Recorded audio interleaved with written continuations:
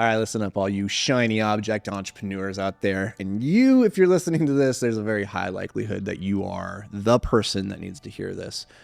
One of the things that will attract you to starting your business is the idea of taking something from 0 to 1, that really fun period from having the idea to getting momentum, and it's intoxicating. It's very easy to grow a business from, say, 0 to your first 10,000, to your first 100,000, to your first million, whatever. And then there comes this period in the growth cycle of any business where the thing that got you here will not get you there. And you have to change your approach, your systems, your people, your processes.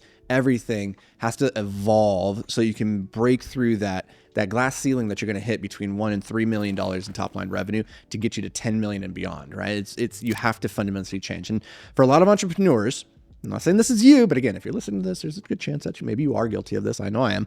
Is that because that 0 to 1 phase is so intoxicating and somewhat easy for the most part, like every time you create something, it's a meaningful addition to the system. Every time you sell something, it's meaningful revenue to the top line, and you feel this dopamine hit, and they're like, heck yeah, awesome, we're doing this. This is awesome. I love this.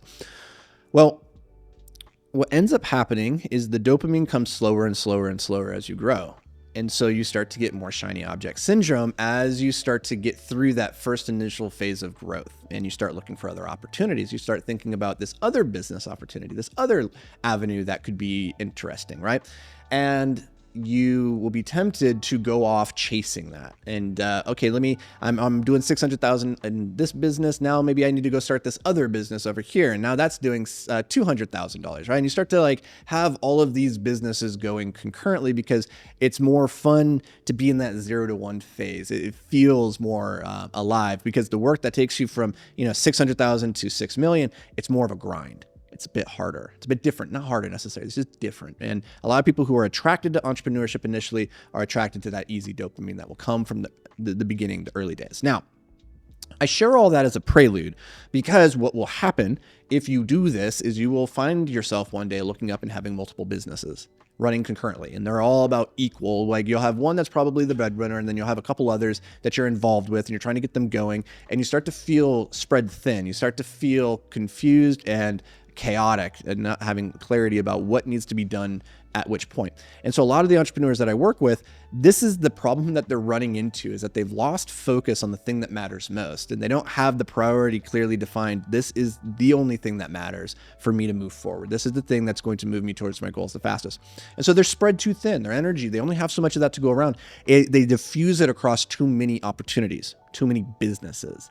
And so people will come to me and we'll have this conversation like, what do I do? I feel stretched so thin. I just don't have time. Like everything feels so overwhelming. And it's like, well, you're doing too much. Like tell me, when somebody tells me that they're running multiple businesses and then I ask them, okay, how big are those businesses? I almost always know the answer is going to be like in that sub 1 million range. It's very common to have like 3 businesses all doing sub 1 million.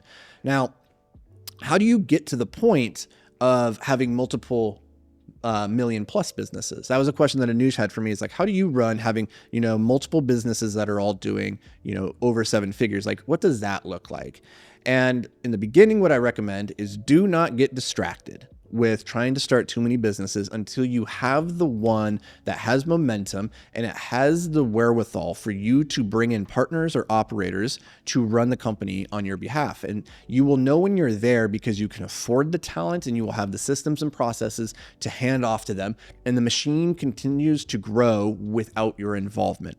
If it can't continue to grow without your involvement, it's too soon for you to pull out. You either haven't gotten the right people in place yet, or you don't have the right systems yet, and you can't pull out. And so that's the very first thing, is focus on one course of action until successful. That's what focus means, right? That's an acronym. Focus on one course until successful.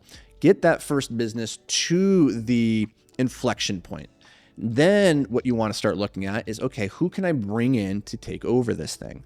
And so the way that I run multiple businesses, the rule of thumb that I have is that I'm only ever the operator of one business.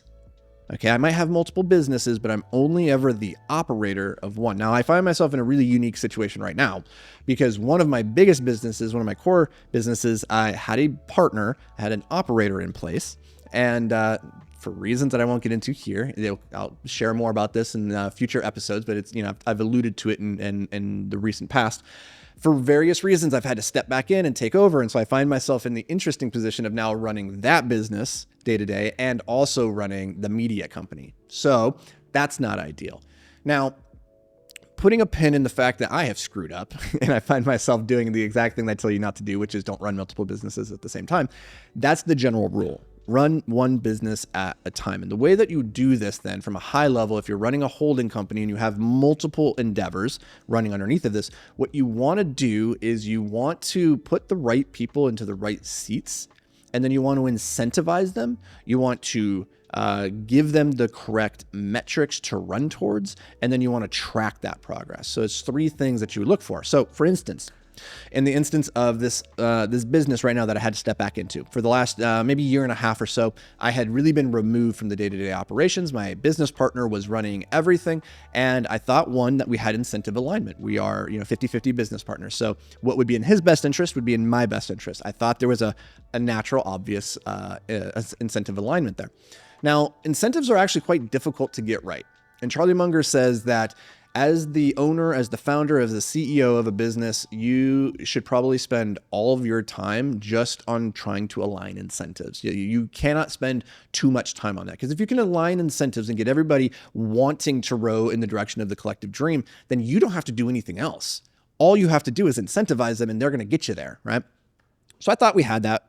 I won't go into the details of how I was wrong about that, but generally you want to look at the situation. If you're bringing in a partner or you're bringing in a W-2 employee, you're looking at that and saying, how am I incentivizing them to want to grow this? Is that not just increasing revenue, because they could just go and increase the revenue, but the profit margin maybe tanks. You don't want them just to go and increase maybe the profit, because then maybe they're just cutting expenses and not reinvesting back into the business, right? So there's all of these ways that the incentives have to be tracked, and you usually want to have multiple metrics. This is where, the step one is align incentives. Step two is get the right KPIs, or the key performance indicators. And this is tricky because if you're only ever measuring one KPI, one metric is never enough, because there's always a nefarious or a not healthy way to boost a single metric. Again, like boosting revenue. Sure, we can do that by just, offering massive discounts across the board and driving massive sales, or just throwing tons of money at advertising, right? And you just lose all profit. Or you could increase profit by just decreasing all of your expenses and not paying any of your bills. Great. Now you're profitable, but now you're just eroding over here, right? So you always have to pair metrics. So if you're going to measure revenue, you also have to measure it alongside customer satisfaction, or measure it alongside margin, right? So there always has to be a yin and a yang. That's step two. Get the incentives correct, track them through KPIs, and then you need to have a dashboard and a regular routine for following up with those direct reports. You can't just parachute out of the business and relegate, not delegate, right? This is what we do a lot of times as entrepreneurs, is we get people talented, we bring them in, and then we relegate all of our control and our authority, and we just want them to handle it and say, I trust you, you go do it, because I don't want it to be my problem anymore. That's not delegation, that's relegation. And if you want to be able to run multiple businesses, you still have to stay involved and have your finger on the pulse. And so you have to have a way of measuring that. And you do that through dashboards, and then weekly or monthly, or whatever the cadence is, one-on-ones with that leader of the company. But you can't just abdicate. If you do that, you're going to wake up one day, you're going to find yourself in an interesting position, one that I find myself not too dissimilar in right now.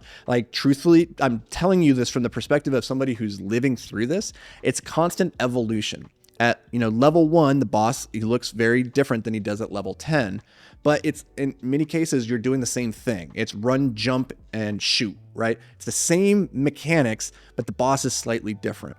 And so I'm having to learn how to run, jump, shoot at the same time towards a slightly different boss, but it's still the same mechanics. And I'm sharing this with you guys so that as you're going forward, one, you can avoid the mistake of trying to start too many businesses before you're ready, or two, just parachuting out of your businesses and just handing the keys over to the kingdom to somebody else, and then looking up one day and realizing it's all on fire. So I don't want your empire to catch on fire. So listen to what I'm saying. Make sure you align incentives, get your KPIs dialed, and then have your dashboards and your tracking mechanisms so that you can hold people accountable.